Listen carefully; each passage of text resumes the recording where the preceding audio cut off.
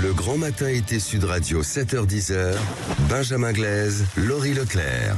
8h44 sur Sud Radio. Elisabeth Borne l'a annoncé. En juin, les jeunes vont pouvoir passer leur permis et conduire à 17 ans dès janvier 2024. Au lieu de 18 ans aujourd'hui, conséquence, plus de candidats forcément au permis face à un manque de créneaux disponibles pour les cours et les examens de conduite.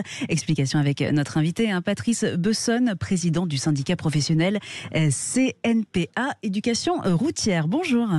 Bonjour à tous. Bonjour Patrice Bessonne, merci d'être avec nous ce matin sur Sud Radio. Déjà, depuis l'annonce de la Première ministre au niveau des auto-écoles, est-ce qu'on a des appels, de plus en plus d'appels à gérer, de demandes de renseignements, que ce soit de la part des jeunes ou des parents ?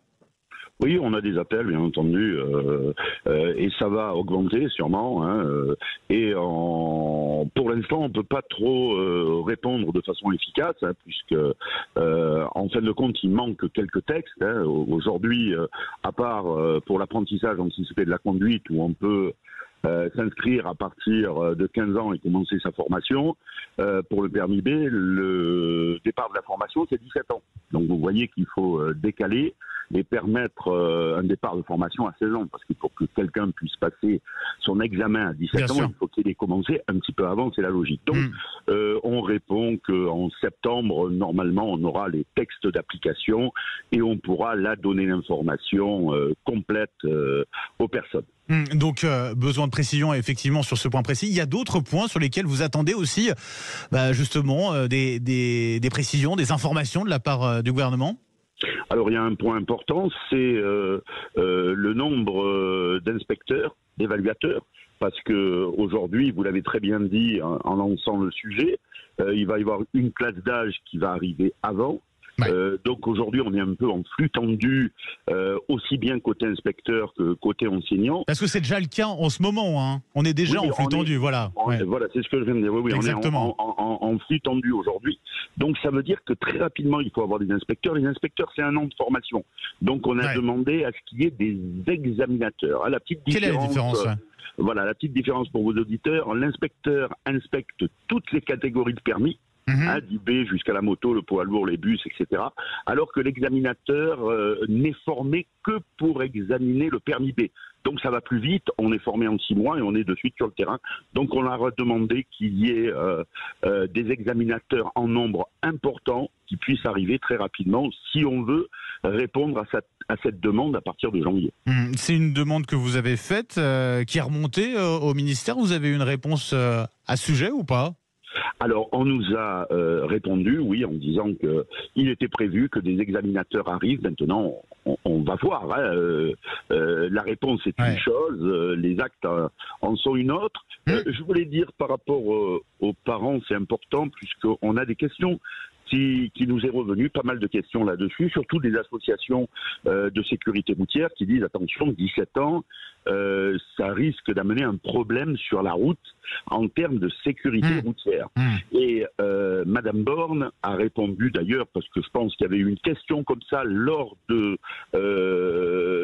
sa déclaration, et elle avait répondu, en fin de compte, on fait la même chose que les pays voisins en Europe. Alors c'est vrai, l'Autriche, la Norvège, le Danemark, etc. Il y a quelques exemples. Voilà, l'ont fait, mais attention, c'est ce que nous demandons. Ils l'ont fait avec un système de revoyure pour ces jeunes de 17 ans.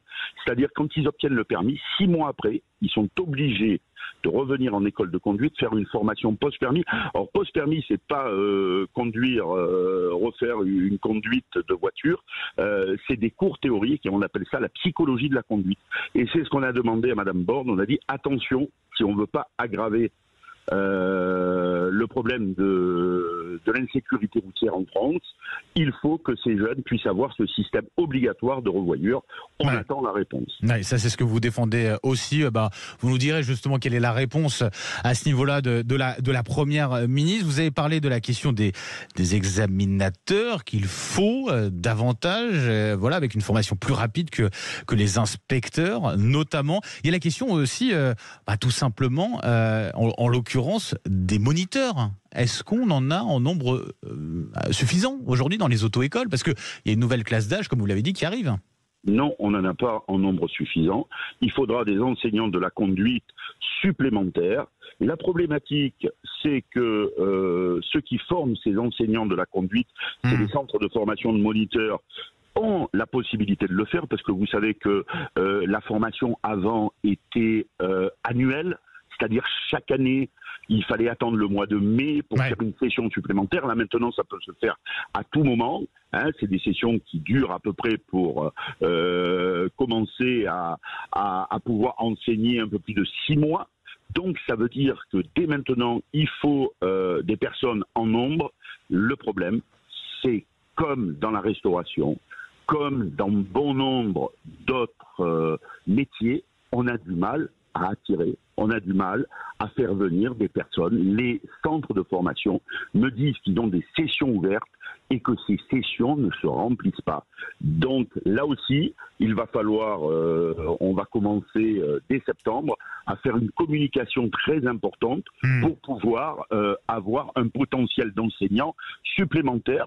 Sinon, ça va bloquer également de ce côté-là, comme vous venez de le dire. Bien sûr, avec, on l'a compris, pas mal d'inquiétudes, ou en tout cas d'enjeux qui se posent avant effectivement l'instauration de ce permis à 17 ans à partir du début de l'année prochaine. Merci beaucoup Patrice Besson d'avoir été avec nous ce matin sur Sud Radio. Très belle journée à vous aussi. Je rappelle, vous êtes président du syndicat professionnel CNPA Éducation Routière.